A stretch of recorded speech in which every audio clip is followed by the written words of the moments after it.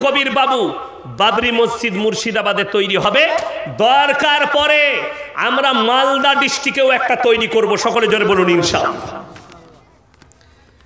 বাংলাদেশ সরকার পতন ও সিরিয়া সরকার পতন, দেখুন আমি কালকে বলেছি, আজকে আবার বলে যাচ্ছি, যারা জালিম হবে, অত্যাচারী হবে, কিয়ামতের আলামতের মধ্যে একটা আলামত সেই দিনে প্রকাশ পেয়েছে।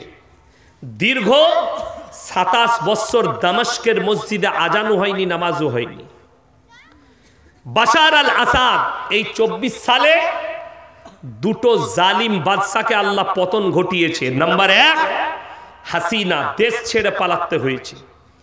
আল্লাহ এত বড় কুদরতওয়ালা, ওই জন্যে একটা কথা এখানে ভালো করে শুনেলেন, যারা নেতা আছেন, যারা গ্রামের বিচার করেন, যাদেরকে আল্লাহ পদ দিয়েছে, ইজ্জত দিয়েছে, অপব্যবহার করবেন না, কারো ওপর অত্যাচার করবেন না, মাজলুমের ওপর অত্যাচার করবেন না।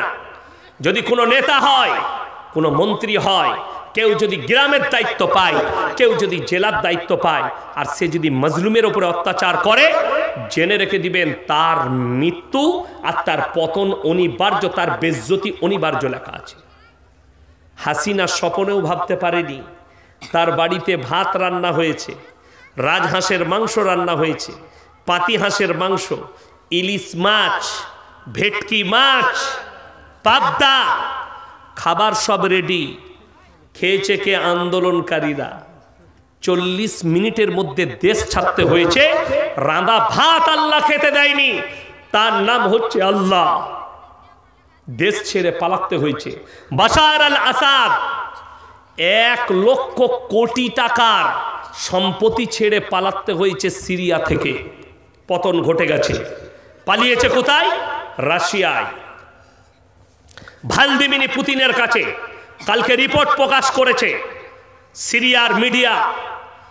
তার বাড়িতে শুনেলেন, যারা কওমের মাল সম্পদ লুটে, আল্লাহ তাদের পতন পৃথিবীতে ঘটাবে। তার গ্যারেজে যে গাড়িগুলো আছে, 450 কোটি টাকার খালি গাড়ি আছে, 4 চাকা আর মোটরসাইকেল, 450 কোটি। 1 লক্ষ কোটির মালিক ভারতের মুদ্রায়। কার টাকা? একটাও তার ইনকাম করা বাপের টাকা নয়, সমস্ত রাজ্যের গরিবের মানুষের টাকা। আমি বলবো না সমাজদারও কে লিয়ে ইশারা কাফি হ্যায়। আমাকে যদি 24 ঘন্টার জন্য প্রধানমন্ত্রী করেন, কতগুলো মন্ত্রীর সম্পত্তি জব্দ হবে তা ঠিক না। কতগুলো চোর বসে আছে যারা কমের টাকা মেরে নিয়েছে। আপনি কি মনে করছেন কিয়ামতের দিনে এই যুগের বেশিরভাগ নেতারা ধরা পড়বে কওমের মালকে ভক্ষণ করার কারণে? অন্যায়ভাবে মাল কেড়ে নিয়েছে, কওমের মাল ভক্ষণ করেছে। সরকার দিচ্ছে, পানিটা দেন, সরকার দিচ্ছে, বললে ঘর বানাও, গরিবকে 1,40,000। নেতার খবর চলে যাচ্ছে 10,000 পাঠিয়ে দিবি। ঠিক বললাম না ভুল বললাম? কে করে আমি জানি না, কিন্তু জেনে রেখে দিবেন, আল্লাহর কসম করে বলছি, তোমাকে দুনিয়াতেও ভোগ করতে হবে, আর পরকালে ওই এতিম আর গরিবের টাকা তোমাকে ফেরত দিতে হবে। এর বদলা তোমাকে দিতেই হবে। আল্লাহ হিফাজত করুক। বিসমিল্লাহ। ওই জন্যে প্রত্যেকটা মুসলমান ভাই নিয়ত করুন, আমরা হক পথে চলবো। জোরে বলুন ইনশাআল্লাহ। আপনি রাস্তায় যাচ্ছেন, 4টা মুসলিমদের যুবক বিড়ি খাচ্ছে, তাদেরকে নিষেধ করুন, বিড়ি কেন খাচ্ছিস, এগুলো খারাপ জিনিস, খাস না, ইসলামে নিষেধ আছে, খাবি না, আপনি নেকি পাবেন। 4টা মুসলিমদের ছেলে টাস খেলাচ্ছে, রাস্তা দিয়ে আপনি নামাজ পড়তে যাচ্ছেন, আপনি তাদেরকে দাওয়াত দেন, ভাই টাস খেলাচ্ছিস, নামাজের সময় হয়েছে। আপনি যাচ্ছেন, 5 জন বসে গল্প করছে চায়ের দোকানে, তাদেরকে বলুন, এই নামাজের সময় হয়েছে, আজান হয়েছে, মসজিদের সামনে চায়ের দোকানে গল্প করছিস, চল না বাবা নামাজটা পড়ে নিবি, আপনি নেকি পাবেন। হকের দাওয়াত দেওয়া। এক জায়গায় বিচার হচ্ছে, আপনি দেখতে পাচ্ছেন এটা অন্যায় বিচার হচ্ছে, আপনি প্রতিবাদ করে বললেন, ভাই এটা অন্যায় হচ্ছে, এই প্রতিবাদ করার কারণে আপনি নেকি পাবেন। আমার ভাই, অনুরোধ করে বলছি, প্রত্যেকটা ভাই নিয়ত করেলেন, আমরা দিনের উপরে প্রতিষ্ঠিত হব। জোরে বলুন ইনশাআল্লাহ। আপনারা যেদিকে আল্লাহ মাল দিয়েছে, 3 জন যদি হাত পাতে, অবশ্যই হাতকে কোনোদিন আর ফেরাবেন না। এই 3টে ব্যক্তি আমি কোরআন থেকে শোনাচ্ছি। নাম্বার 1, ওয়া আতিদাল কুরবা, তোমার কাছের গরিব যদি হাত পেতে দেয় তার হাতকে জীবনে ফিরিও না। ওয়াল ইয়াতামা ওয়াল মাসাকিন, এতিম আর মিসকিন যদি হাত পাতে তার হাতকে ফিরিও না। ওয়াবনাস সাবিলি ওয়ালা তুবাদ্দির তাবদীরা, আর মুসাফির যদি হাত পাতে তার হাতকে ফিরিও না। আমার ভাই, আপনি মসজিদ হোক, মাদ্রাসা হোক, গরিব হোক আর এতিম হোক, আপনি 10 টাকা দান করতে পারলে মনে মনে ভাববেন, আল্লাহ আমাকে দেনেওয়ালা বানিয়েছো, আমাকে হাত পাতনেওয়ালা বানাওনি। এটা মনে মনে ভাবতে হবে আপনাকে।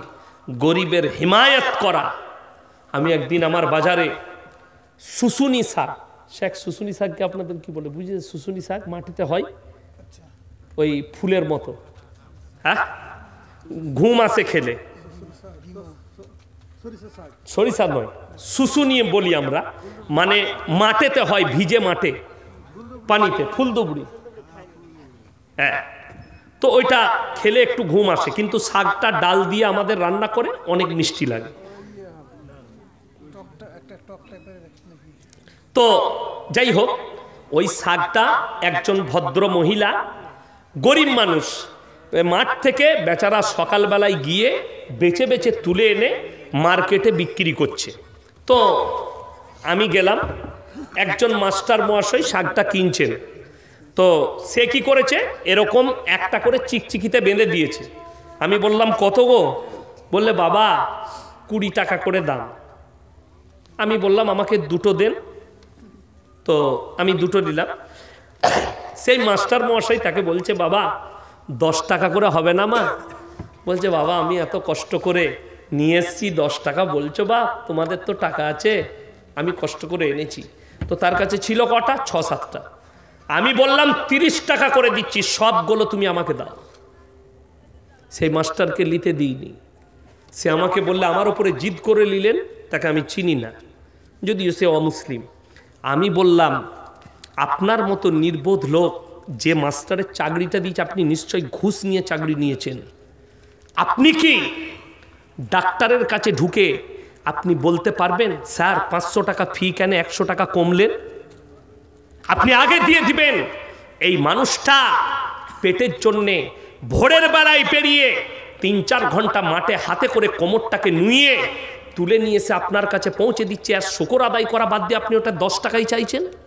তাকে তো 10 টাকা বেশি দেওয়া দরকার। আমাকে বললে, আপনি কতদূর পড়াশোনা করেছেন?